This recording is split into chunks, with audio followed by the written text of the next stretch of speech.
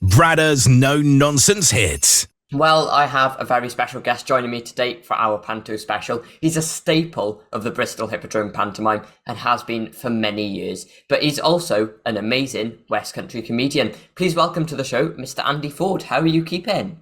Hello, lover. I'm very good and lovely to speak to you. So let's go right back to the start where your career began. How did you first get involved with comedy?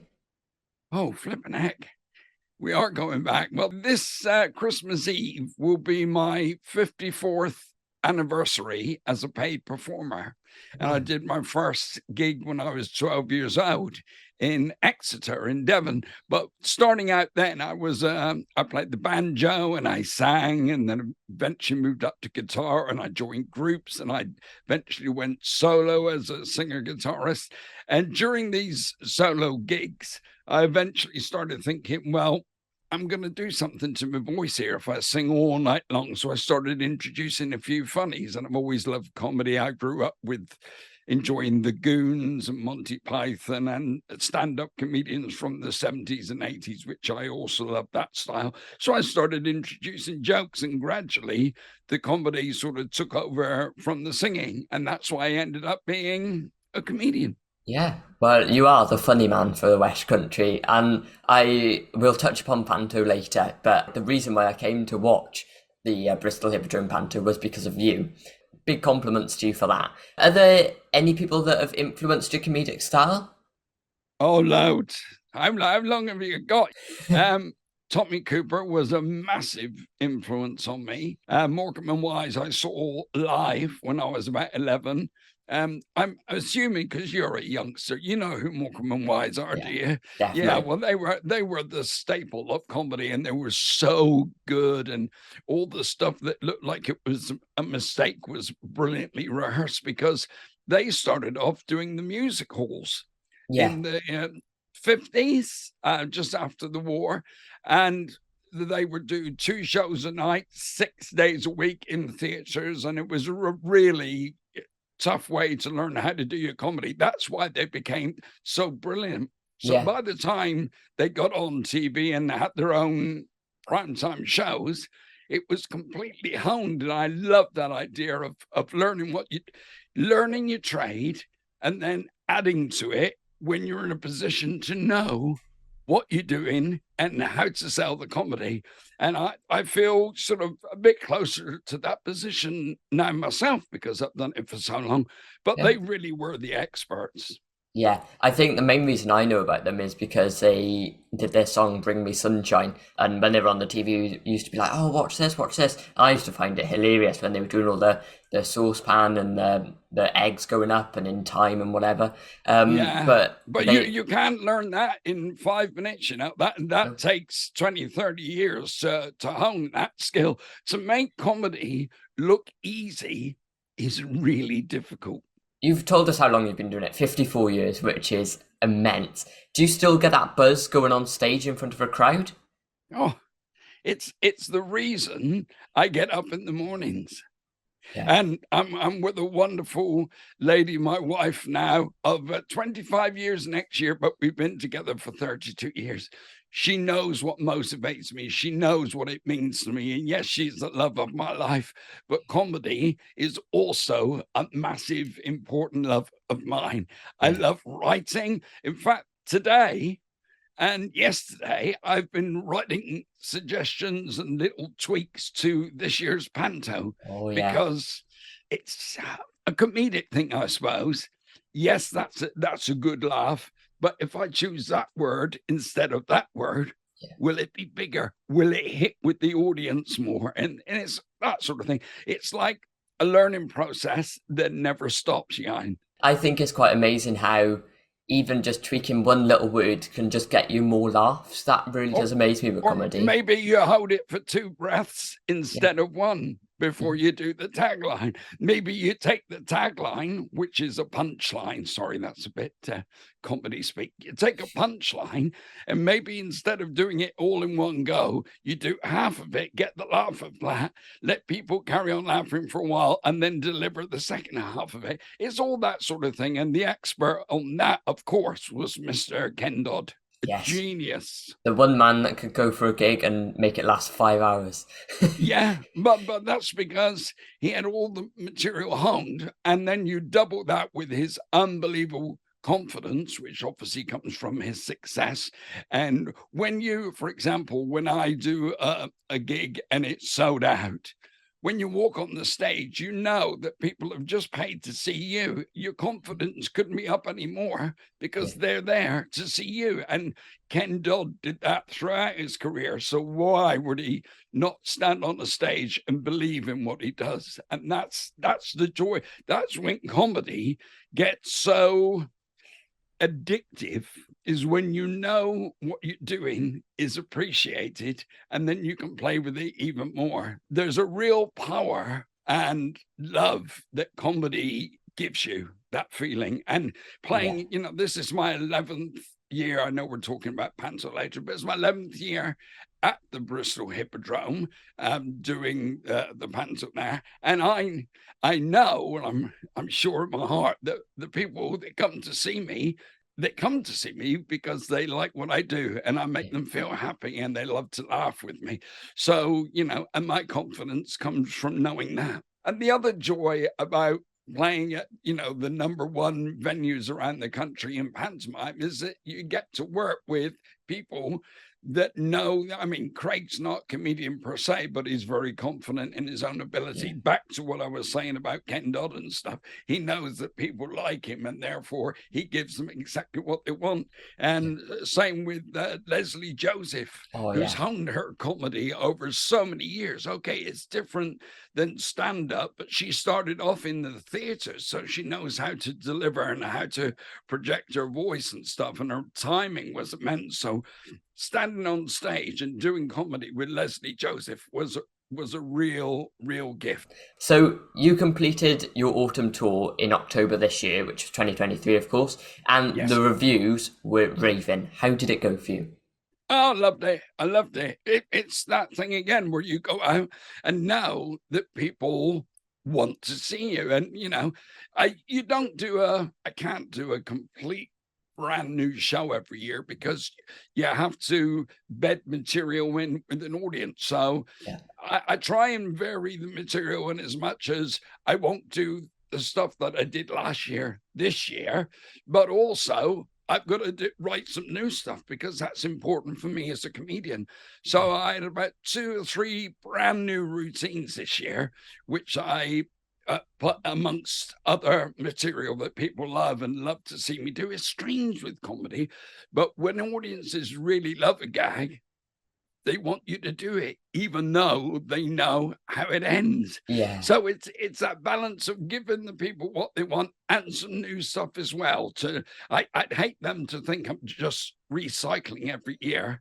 And plus, it wouldn't be good for me as a comedian. I need to sit down sometimes with a blank page and start writing. I mean, I don't write every gag from scratch. I read joke books and go online, same as everybody does, and find the jokes. But the secret is you find the jokes that make you laugh. And if there's any comedians listening to this, my suggestion would be never do a gag that doesn't make you laugh. But when you found the gag, personalize it. Make it about not just a bloke that goes into a bar, but your uncle who you just argued with that afternoon because he's a Newport supporter and you support Bristol Rovers. So you had this falling out and your uncle went to the pub, and then suddenly people can picture who it is. And when they invest in the joke, the punchline is more powerful for them. So it's all those sort of comedy skills really that I need to do every year before I tour, just to keep myself motivated and alive as a comedian. Well, yeah, and of course you're performing it as much as they're seeing it, really. So you have to keep it fresh for yourself, otherwise you get bored of it. But also the beginning of the tour, if a couple of the bits that you were convinced were just hilarious don't get anything from the audience reaction wise, you try and tweak it a little bit, a couple times. If it still not works, out it goes. Mm-hmm. So you have to be ruthless sometimes as a comedian. I mean, Frank Carson, who was a comedian from Northern Ireland who was massively successful in the 70s and 80s. He once said to me, don't put too many words in before the punchline, which is a wonderful bit of advice. And also, if it's not getting the belly laugh, get rid of it. Yeah. So you got to try and look at the stuff that works. I wrote some stuff this year that I was convinced was really, really good. And I tried it 3 or 4 times at the beginning of the tour. Didn't really work. So out it went, and I found something to replace it with. And the thing I replaced it with went down great. So it's sort of a learning process, really. As I say, 54 years, and I'm still in junior school.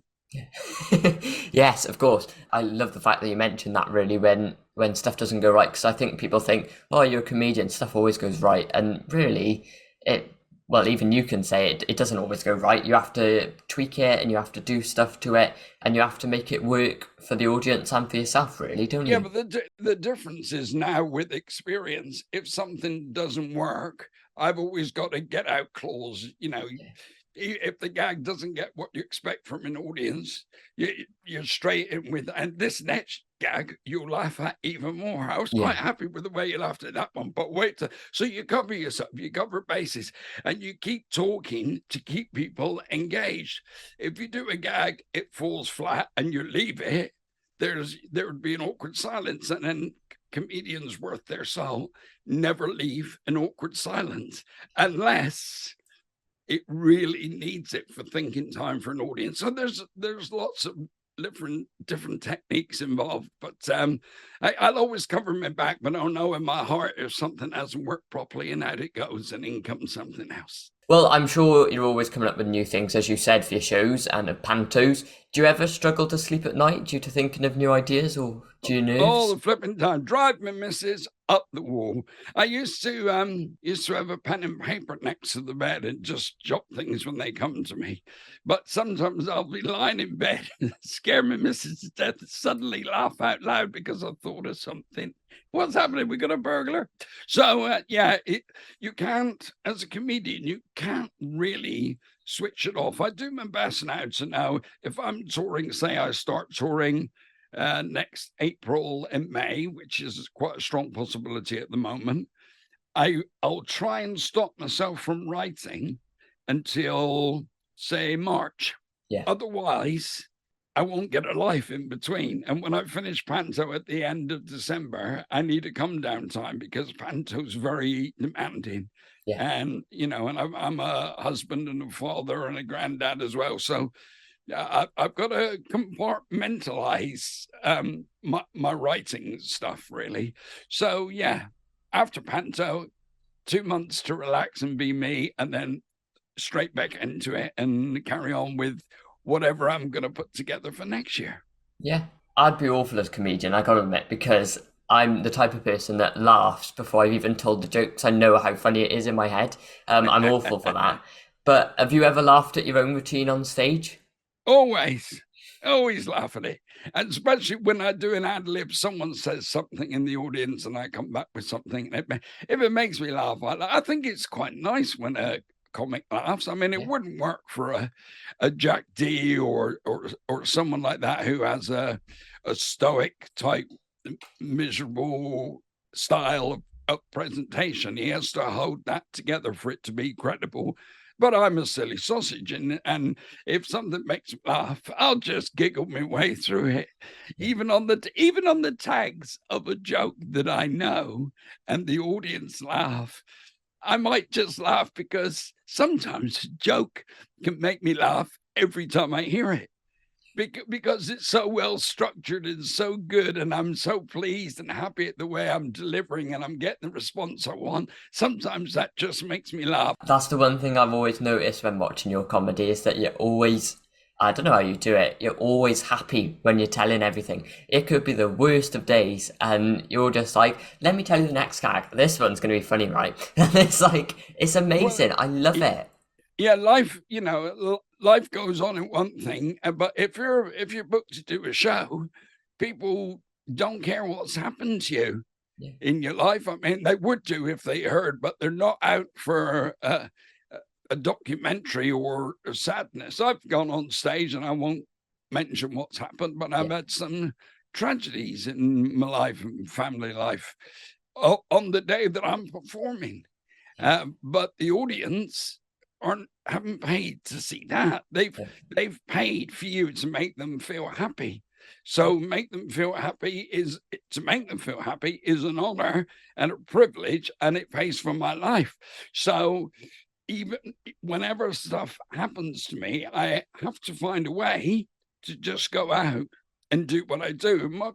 A lot of comedians, they say have a dark side, and my wife would probably do a slightly different interview with you than me. And it can be a bit of pressure, particularly when you're performing regularly in a touring show or panto or whatever, when you're doing it non-stop. It can take its toll, but I'm so privileged and lucky to be been given this ability to make other people feel happy, that I'll never abuse that. I'll always give my best, no matter what's happened. I can put that to one side, go on stage, give them what they want, and then come off and maybe think about the thing that I've got to deal with tomorrow. Of course. Well, I see a lot of content on social media recently from people, and so many good comments with the tour. It seems that people really do love your style, of course. Now, how have the fans been with you during your career?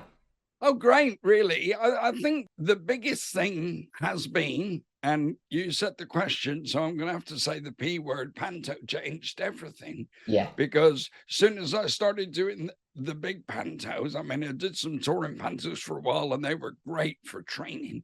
But as soon as I started doing the big pantos, people loved it. And the reaction was so good that I would book shows back in the same venue, and the people that enjoyed me in panto would pay to come and see me again. And that's how I've built up a following over the years, really. Most of the, when I work in the West Country, the people that come and see me do my stand-up have, generally speaking, nearly all been to see me in panto. And that's where they first discovered Andy Ford. I am getting a lot more like yourself who first discovered me on YouTube, etc. But then they'll come and see a panto, and then it flows on from there. So I tend to play in the areas where people know me and love what I do. And naturally, you get a wonderful reaction from people that appreciate what you do and have paid their well-earned or hard-earned cash to see me do what I do, Every day it's a gift and a pleasure, and I'm grateful. I can tell. You're a very, very grateful man. That's the most important part of being in the industry, really. If you don't appreciate the fans and what the people that have got you to where you are, then what's the point of doing it, really? And the longer you do it, the more you appreciate it. Yeah. So you have different comedy staples around the UK. You've got Billy Pearce in Yorkshire, you've got Mike Doyle in Wales. How often do you work with other comedians? How often do you collaborate? Not often enough, really. We do chat occasionally. During lockdown, I did a whole series of live comedy shows because I had to keep working. So on a Sunday night, I'd go live to all my Facebook followers, and 10 weeks, I did a different show every week. And then I started doing shows interviewing other comedians about how they keep themselves happy and motivated. And I chatted with Billy Pearce on one of those shows, and he was lovely and generous. And, the great thing is other comedians follow my career as I follow other comedians' careers, and we're all appreciative of what each other does. I mean, it's all different styles, but I can watch Billy Pearce and see stuff that I would never get away with and absolutely love it. Not attempt it. Maybe a gag, that's different, but his style is his style. No one does Billy Pearce like Billy Pearce. No one does Mike Doyle like Mike Doyle. No one does Andy Ford like Andy Ford. So it's great when you've honed something and it becomes unique to you, then that's where back to, the appreciation of the audience, because they know they can't go anywhere else and see this show. In fact, some of my gags and impressions are so bad in a clever way that I actually say to the audience, I'm not worried about other comedians nicking my material. They wouldn't dare. So, being unique has its benefits. It also has its problems. When I used to do cruise ships, for example, no one knew who the comedian was going to be. And because my style is so quirky and different and soft and silly, wouldn't always hit home with the gold and silver dance shoes brigade on some cruise ships. And when I started struggling a bit, I thought, this is not right. Occasionally, I've had a wonderful night on a cruise ship or whatever. But on a cruise ship, if you don't go well, there's nowhere to hide the next day apart from your cabin. Yeah. And people can be quite ruthless about comedy.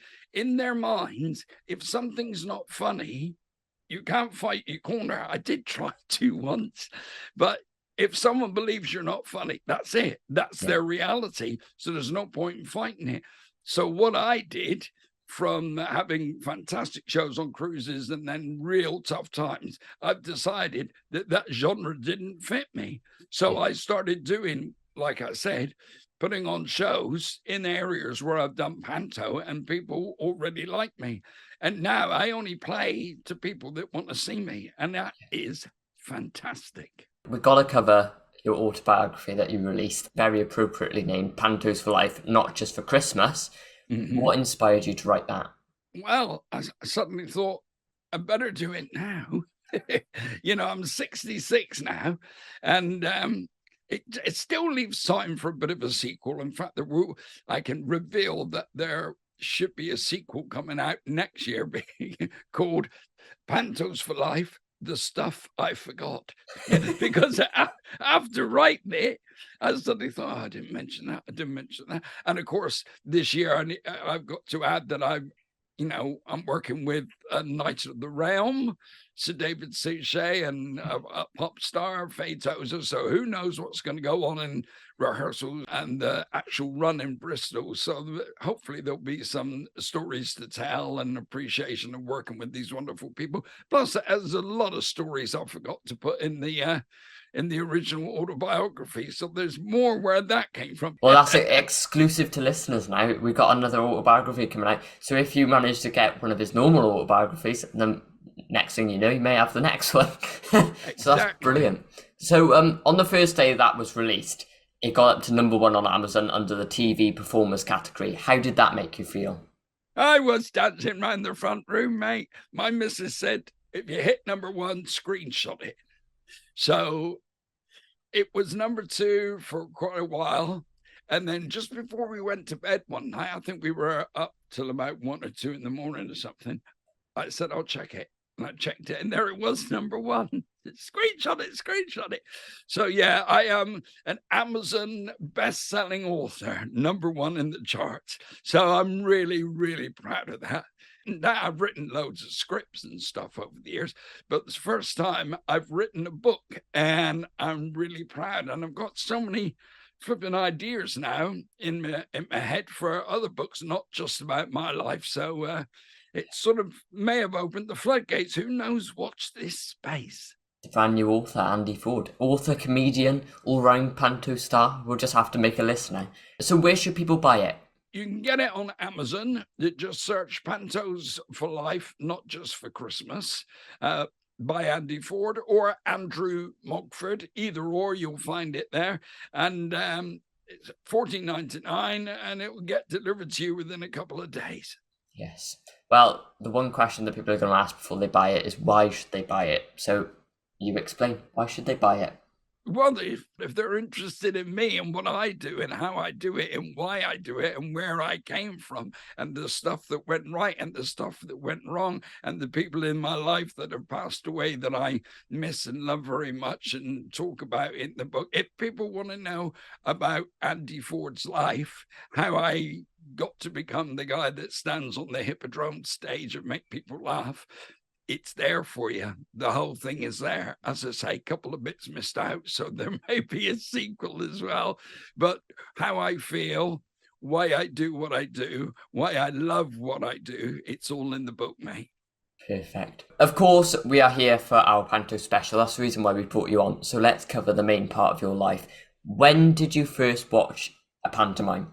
Well, I've probably seen some on TV as a youngster, but I remember taking my children, Alicia and Justin, I think in the 80s, early 80s, to a village hall to see a panto. And I thought, wow, I could do that. That's right up my street. And then from there, we went to see a panto in Plymouth at the Theatre Royal with Danny LaRue and Alan Stewart, who is a brilliant impressionist and on TV a lot in the 70s and 80s. Well, he was my hero, you see. When I went to see that pantomime, he ripped the place sideways. I mean, he really did.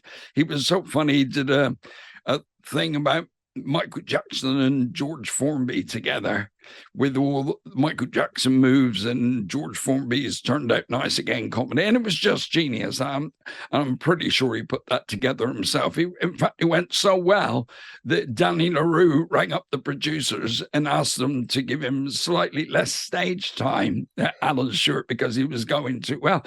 And I can confirm that because Alan told me that when we worked on cruise ships together, and we ended up being table tennis buddies, because on a cruise ship, you can be stuck at sea for a fair bit of time. And we just struck up a really good friendship, me and Alan, and we played table tennis together.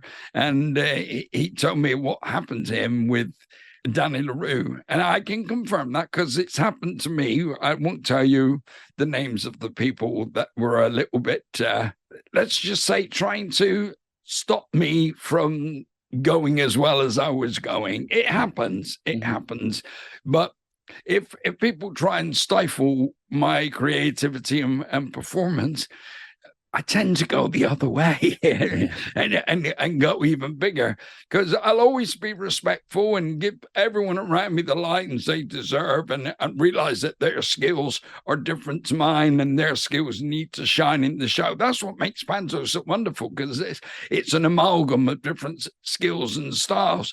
But if I'm being the lead comic, I got to be the lead comic. I got to be funny. If there's other comics with me, then obviously they deserve to get the laughs as much as I do. And I'll never make it a fight. I'm always happy to set up the punchline for other performers. I like to think that I'm a generous performer, but people that try and, stifle me, I struggle with that, because the whole reason I do this is because I can express who I am. And Alan now is flying. He's been anti-May, and he's like what I do in Bristol, and Matt Slack does in Birmingham, and Billy does in Yorkshire. We've got the following, and it's given us the opportunity to be popular with the audiences in those particular areas. And that can, as in my case, it can help pay for the other aspects of your career. So panto is a gift that keeps on giving if you treat it with respect. Yes. And I remember watching an interview probably a few months ago with Michael Harrison, and he said, with the comedians, you don't have to have a big name. You have the people who are famous in those areas. So you got yourself, Andy Ford, you got Billy Pearce, you got Alan Stewart, Grant Stott, all of those up in Edinburgh. And you only put them on the poster, and people will buy the tickets because they love them so much. But they're not very famous. They're not like Beyonce or anything. They're just good at what they do, and they've earned the respect of their followers, basically. And they make sure that every year there's new stuff there, and it's funny and it's strong. And the worst thing that could ever happen is someone come up to watch a panto and say, not as good as last year, was it? Yeah. That would be a dagger through the heart of me. And this year, every year, the show you're about to do is the most important you've ever done. Well, I have got a question on that a bit later. But first, we have to cover how you actually got into doing it. So, how did you get into it? What was your first panto? It was a touring panto. I'd wanted to do them for years, and there was an agent in Bristol called John Mills that did a touring panto, and I wanted to do that. I ended up getting a job on it was an adult panto, touring panto, actually, which is the same format, but, rude jokes and a couple of swear words, which didn't suit me, really, because that's not what I do. But they let me play it as, my normal style. There were a couple of words that I had to say, but, I got through it. And the joy was, that was my first panto, my first experience of the joys of panto. Following the success of that, I was booked for the family panto the next time it went out. So that was great. And then producers from various companies came to see me. My manager was telling people to come and see me. And eventually I ended up getting a number one theatre in Bournemouth, the Bournemouth Pavilion. Oh, yeah. And that coincided with me doing the big talent show on television. So that was a good period for me. And because I had a bit of a profile, more people came to see me. And following that, I went on to do some other big venues. So it sort of snowballed from there. But without that first touring adult panto, maybe the other stuff wouldn't have happened. So I was reluctant to do it because of the language and stuff. But it ended up being really good for me as a way in. Yeah, well, last year's Cinderella that both Sam and I came to watch was outstanding, and there were a few routines that really made the audience belly laugh, which is always good when you see a comedian making them belly laugh. And it happened to me on the first panto I watched with you. I've never left the theatre feeling so much in pain that I've laughed that hard, but I did when I left Bristol, and I just turned to Dad and I was just like, that was amazing. I need to come again. So do you prefer the physical slapstick routines or the verbal ones? Now, they're all important because people will only laugh it's silly for so long. You've got to give them something to hang their hat on occasionally. And, the physical stuff, which is important in panto, very important in panto, has to work alongside the cultural references and the jokes and the comedy that comes naturally from the characters of the people on stage. So everything is as important as everything else. Yeah. And once again, that's what I mean. I have seen pantos over the years where performers come out and just do 10 minutes each of their act and then try and put a little story around it. But one thing I learned from a wonderful panto dame called Brian Burden was to make the jokes bed in with the storyline. So in other words, like I said earlier about hearing a good joke, but personalizing it. So instead of just doing a joke per se, the reason you're doing the joke is because you're upset with the alderman who's just treated you badly, and you're telling, I don't know, Cinderella or whoever, the story, and the joke comes out of that. So if the jokes can be weaved into the storyline, that makes the joke stronger, and it doesn't distract from the panto per se. In other words, if stuff jumps out as being too gratuitous, then it doesn't really feel panto to me. You can be ridiculous, but that comes out of your character and relationship. So if you don't use the pantomime story as your bolt hole, nothing else that comes out of it work. You have to have that strong base, which is the panto and the story, and the comedy and the singing and the dancing, and everything will come out from that base. That's what I'm trying to say. So you like to write your own material, as I know. How long does it take to write a sketch or a gag, maybe for panto? How long has it taken you? Well, it all depends, Jan, really. Sometimes, I tend to, a lot of it happens in rehearsal. I tend to say to the producers when we're rehearsing, I've got a gag that'll fit perfectly there. If you don't think it's too long, just let me try it and see what you think. And they'll either say, okay, do it. Yeah, we can fit that in. No, it's too long, or whatever. So there is a routine in the show this year that I wrote from scratch. I'm very proud of it. It's been used in thousands of pantomimes around the country. First of all, without my knowledge, may I add. But it's a popular routine now and has sort of become like a standard. Yeah. And I wrote it, so I'm proud of it, and I'm doing it for the second time at the Bristol Hippodrome. People won't remember the last time we did it was in 2010, so that's 13 years ago. A lot of the audiences weren't even born. Wow. So yeah, that's been included in this year's panto, and I'm grateful for that, because it took that first spark of an idea in my head and the blank piece of paper to write it. So when it works, I couldn't be more proud, really. But I'm also just as keen to throw my ideas in at rehearsal. This occasionally can do some actors Swedes in a little bit, because their disciplines are completely different. They'll turn up having learned every word of the script, and I'll stand next to them at one point and say to the producer, but that line would be funnier. Yeah, but I've learned it that way. Yeah, I know, but it would be funnier if we did this. What do you think, Mr. Producer? And then the director comes down on my side and it goes in. Yeah.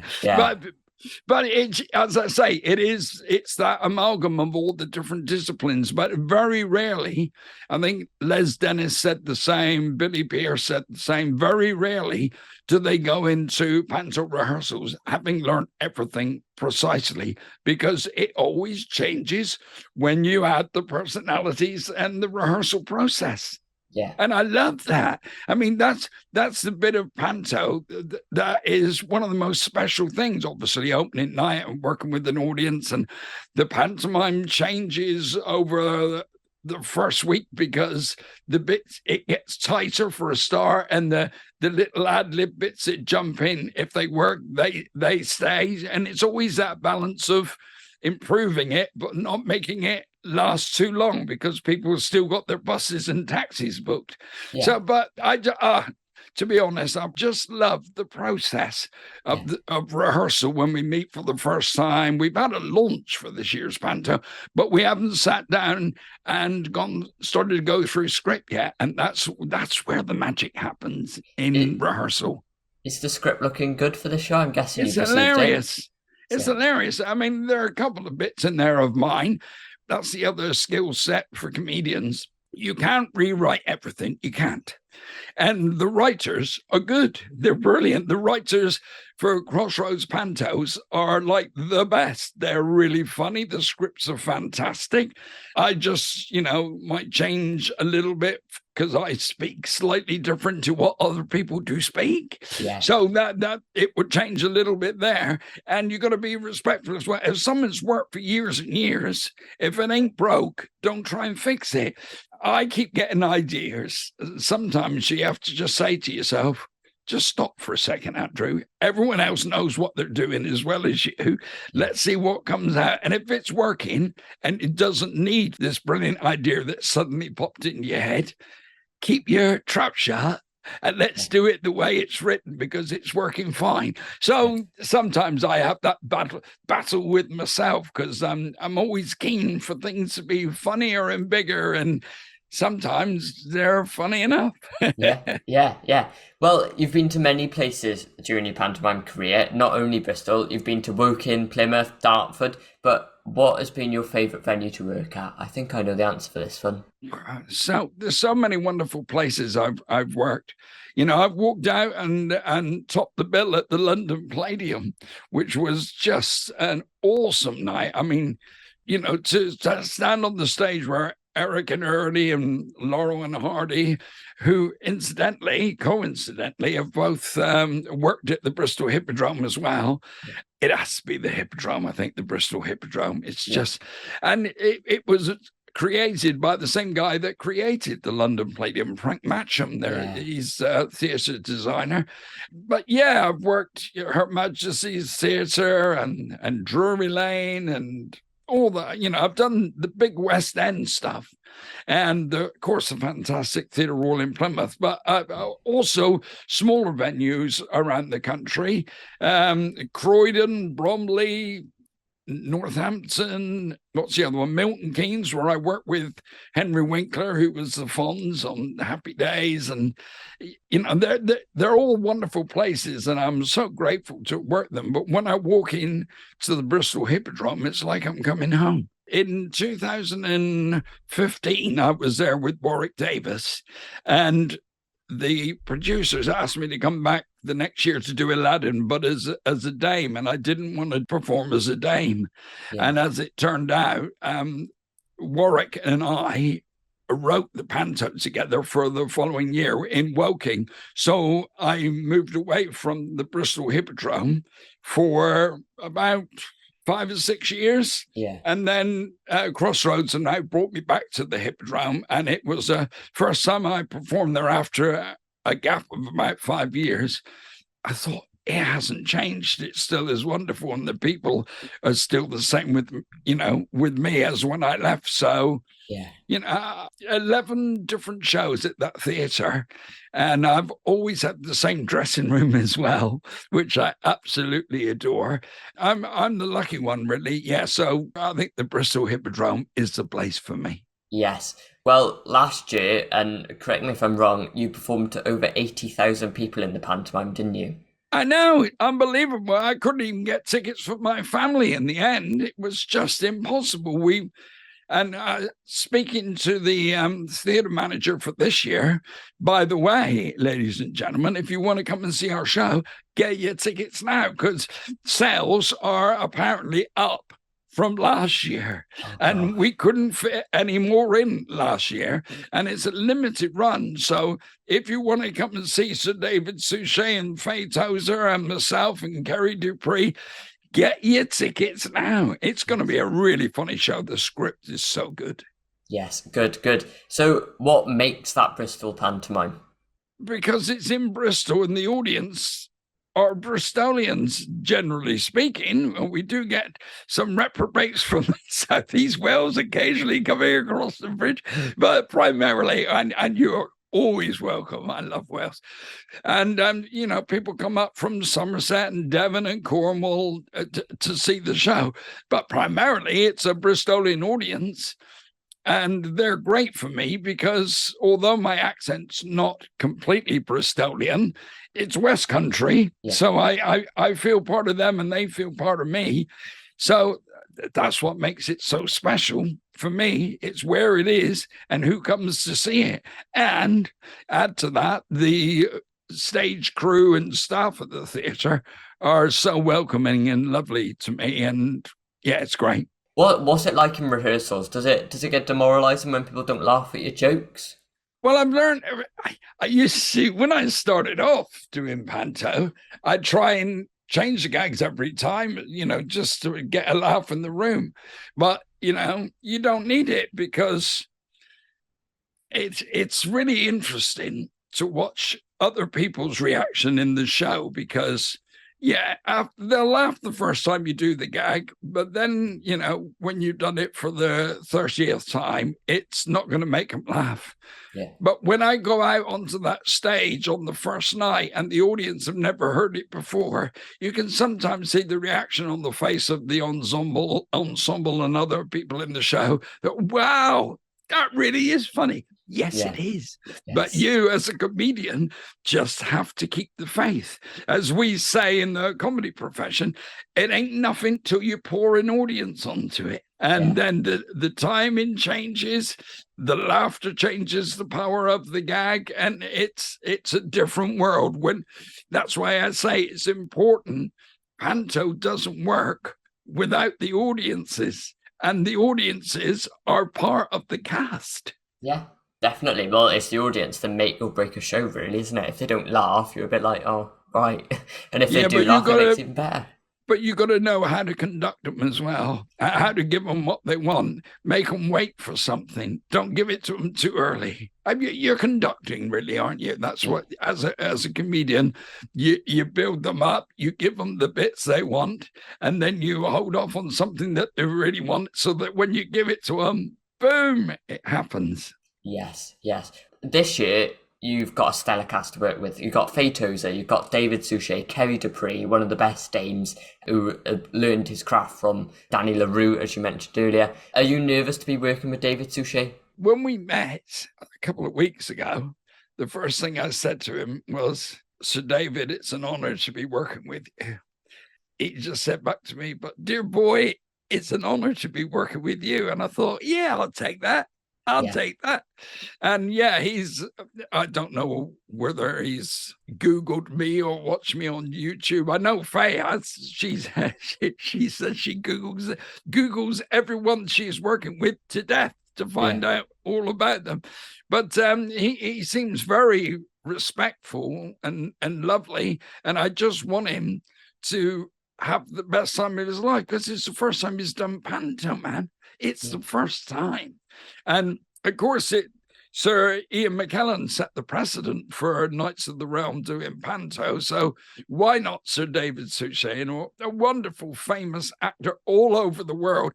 Do you know, I'm so lucky to work alongside these fantastically talented people with completely different skill sets to myself. It's great. Every day is a day at school. Have you ever thought for a panto, and I know I thought this before knowing that David Suchet had been put into the panto, have you ever thought, God, that person's going to be awful to work with, and then had a surprise when you've met them? No one survives in our business without being lovely. I mean, there are one or two people, and I won't mention any names, that have been hard to work with, but they tend not to last very long at the high end of the business, because you have to get on with people and you have to be appreciative of other people, and it's not all about you. So I always go in, as an open book and see how it develops. But I know in my heart from our launch the other day with Faye and Sir David and that we just clicked. It just felt really, really lovely. We did a couple of TV interviews together, and it looked like we've been best friends for years. So hopefully that doesn't change and that feeling continues. But we pour on comedy and character and talent, and it ends up being a festival of entertainment. I mean, I'm so excited about this year. Yeah, I can tell. And I'm so excited as well. From watching you live, I can see that you like to make people laugh on stage, not nastily, like in a jokey way. So what's the best corpse you've had during a show? Oh, well, year before last, Rob Rinder, who is a lovely boy, a real talent, and is massively successful at the moment, who was Judge Rinder. It was his first panto. And he would I just made him laugh for some reason. I just made him laugh. And every night in the wings, he would say to me, make me laugh. Don't tell me what you're going to say. Just make me laugh. And there was a couple of places in the show where I could play around a little bit without distracting from the storyline or shape of the show. So I would ad-lib, and he knew it was coming, but he didn't know what was coming. And he would just collapse next to me. And those are the corpses that aren't rehearsed. Sorry to shatter any illusions there, but the natural ones are just the best. And he would just collapse in a heap next to me on stage, and the audience would love it because they knew that I did him with the line. And that's a joy. But you get one, the most important advice I'd say to anyone in thinking of getting into panto, even as a comedian, you don't play with the script, at least until you know it. You have to know it inside and out. Then you can play. You play too early, you'll get yourself in real trouble, not only with directors and producers who will say, excuse me, what are you doing to our product? But also you can lose yourself if you try and play too early. Let's get it down. Let's get it learned. Let's get it right. Then we can sort of, if the audience want us, encourage us to play in certain bits, we can then do that. But you don't play until you know it inside out. Yes. You were Buttons last year in Cinderella. I may have mentioned that earlier. Of course, it was at the Bristol Hippodrome, but you got a very special ride, didn't you? You got to dress up as a coachman and ride on the Twins Effects coaching horses across above the audience, may I add. Yeah. What was it like bringing that to life? What was it like? Was it comfortable? It was one of the greatest things. I mean, we didn't soar right up to the top of the theater, but because no one saw it coming and the horses looked so lifelike, and it was just romantic and fantasy, and the little girls and boys' faces, well, the mums and dads and grands and granddads' faces, because I was up so high and we got pretty close to the audience, I could see their reactions up close. It was fantastic. And Lauren and I would say to each other after each show or after each coach ride, we're the luckiest people in the world, aren't we? It's great. Oh, it was great. And Twins effects are the best. They are. By a mile. Yeah, definitely. And you have the music underneath as well. You have Gary Hines' music, and you know as soon as our song starts, you think this is going to be good. Whatever's coming, whatever the hell is coming at the end of Act 1 is going to be good, because Gary is masterful. He knows what he's doing inside out. He's just and a lovely guy as well. Yeah, definitely. Would you ever play a villain? I don't know. Who knows? Is that a comedy villain? Yeah, maybe. Yeah. But I don't know. I'm still not ready to play Dame. I don't know if I'll ever be ready to play Dame. I just don't think it would suit my style. But I'm still loving being a lead comic. And the fact that I think Billy's 72 this year, I think, well, I'm 6 years or so behind him. Maybe I'm all right to keep going for a while. Yeah. You're renowned for creating the song sheet, of course, at Bristol. How do you come up with a new one each year? How long does it take? Well, I normally write them early in the year. It drives my missus up to flip it. Whoa, it's March. What are you writing panto stuff for? But I have to get the song. When the song develops in my head, I've got to go with it. And it normally develops on dog walks. I think of the next bit, I'll try that. Yeah. What do you think of this show? Do you think it works? Yeah. You've already did that the line before. Okay. And I just but the tune comes into my head, and then the words, and then the bits that I want the kids to shout out, because song sheets have changed since COVID, because I used to have the kids up on the stage with me and interview them and get them to do the actions from the stage. Can't do that at the moment. Maybe it will come back. I hope so. But in the interim, I still have the bits for the kids to do, so they do it from their seats. Yeah. So once again, I'm a conductor. I conduct the adults to sing the song and the kids to do the shouty out bits.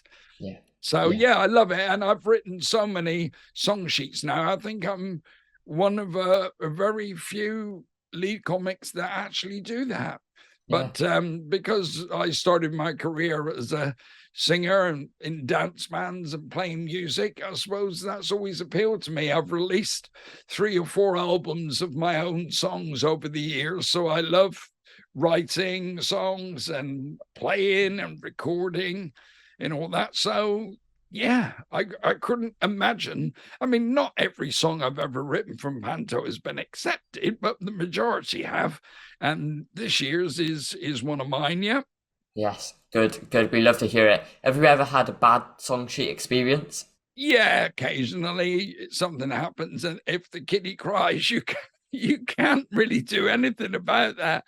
I think once I experienced an audience go boo, boo, and I didn't mean to do it.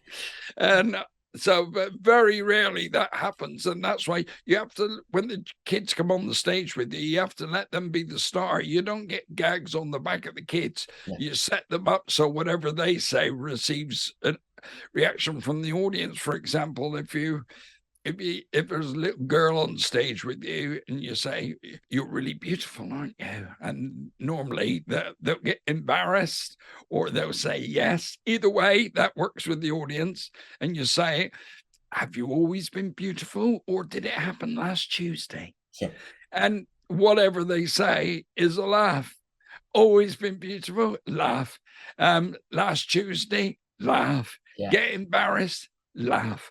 So just let the kids be the star. That's the essence of it, really. At that point, they know I'm funny. They've seen what I've done. Now it's the time for the kids to shine. And hopefully, maybe in a couple of years, we'll be able to get back to that experience. Yeah. But in the meantime, the song sheets are still a load of fun. What's the best panto you've performed in so far? Whoa.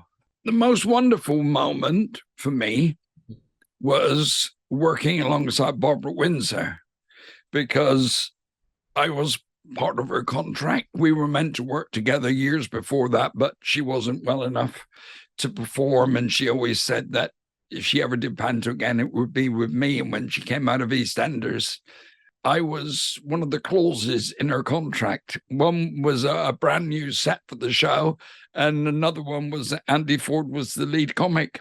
Wow. I love Barbara Windsor. I loved her. It's such a loss, and her husband's such a lovely guy and a good friend of mine.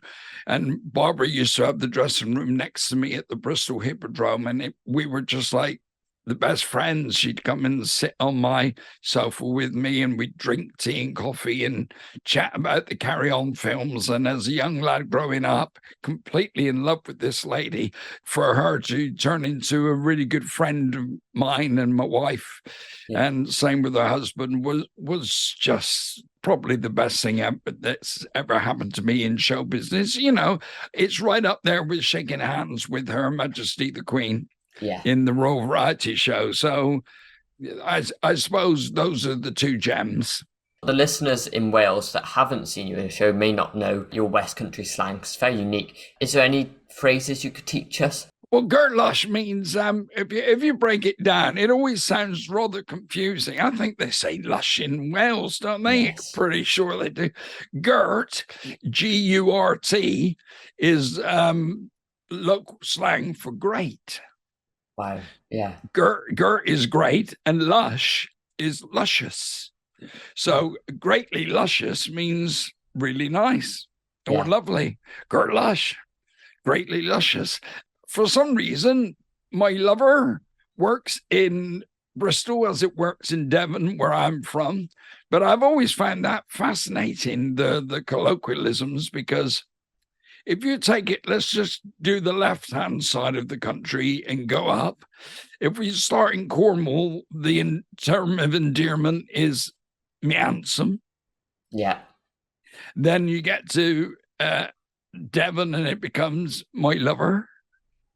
Then you get up to Bristol and it's still my lover. But whereas in Devon, we'd say, hello, my lover. In Bristol, they'd say, all right, my lover. Yeah. Then you go up to the Midlands and it becomes Babs, because you've got Babber in Bristol. Then just a little bit further up, Babber changes to, Babber obviously means baby. And then you get to the Midlands and that becomes Babs.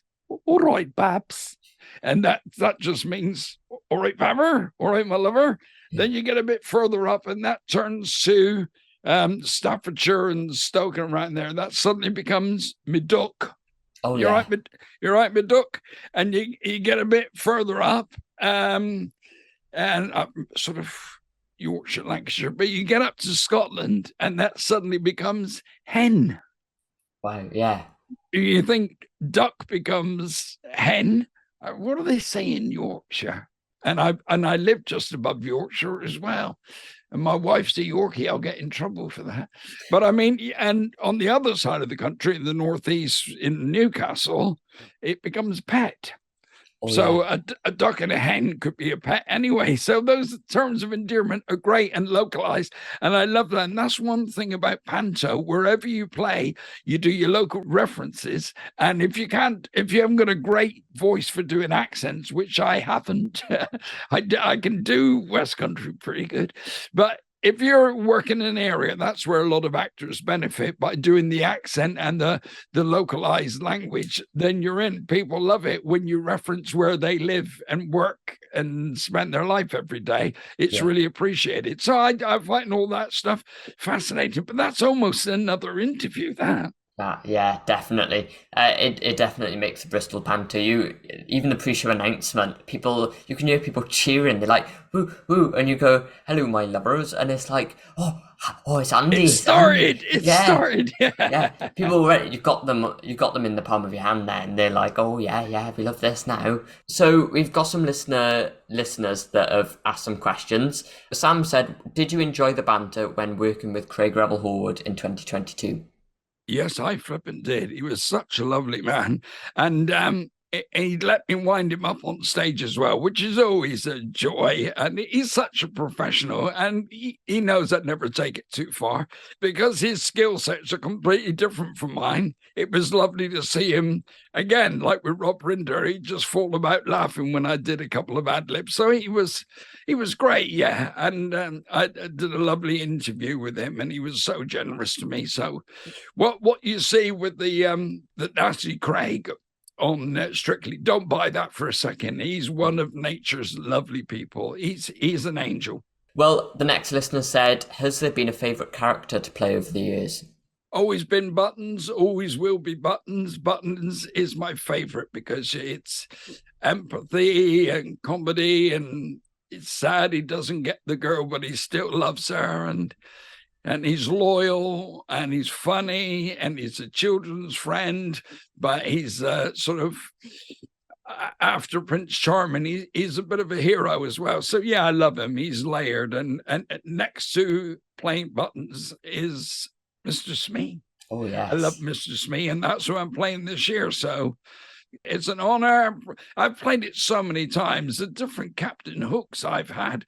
Remember the fabulous Sean Canning. I worked with John Altman, who was Nasty Nick Cotton, Paul Michael Glaser, who was Starsky from Starsky and Hutch, Henry Winkler, who was the Fonz and Happy Days. David Hasselhoff was my hook as well. Steve McFadden was my hook. And now Sir David Suchet. So some pretty big names I've worked with there. And I love being the silly one next to their powerful performances.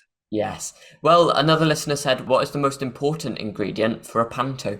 Well, it has to be fun, doesn't it? There's too much spectacle, fun, music, comedy, action, lights, everything. Audience participation. Audience participation is right up there at the top. But one producer I remember once, if he would come in and, have a word with the cast, if the show wasn't up to the scratch that he felt it should be, he would always give 3 words of advice: bigger, brighter, better. That advice has stayed with me ever since. Bigger, brighter, better. Those 3 words sum up what a show should be. Yes. And finally, Jim said, could you share any tricky moments you've experienced in your panto career? Tricky moments. Well, I remember once getting to the wings one night and realizing, as the music was playing for the overture, that I hadn't put my microphone on. Oh, no. I know, and I had to run back, and had dressers ripping my clothes off and trying to tape a mic to my face, and I just made it. But I think that was the trickiest moment I've ever experienced, actually. And sometimes, because I'm in my room by myself doing my makeup, put my costume on, obviously my head was away with the fairies this particular performance, and to stand there, and I always touch the microphone with my left hand before I go on, just to know it's there. And I always do a sound check with Sound 2, who's the guy backstage that tells you your mic's working okay. I always do a check so that I can see that the LEDs on my lights or on my microphone are moving, so I know it's working okay. And I got to the sound desk and I said, can you just test me? He said nothing. And I touched where the mic should be, and I went, oh my God, I haven't put my mic on. Only happened once. It will never happen again. Well, you can see Andy performing as Smee, or Mr. Smee, I should say, in the Bristol Hippodrome pantomime Peter Pan this season. You can also buy his autobiography, Pantos for Life, Not Just for Christmas. Andy, it's been great chatting with you. Thank you for coming on the show, and all the best for the upcoming season. Thank you. Thank you, Ian. I'll see you there, my lover. Bradda's no-nonsense hits.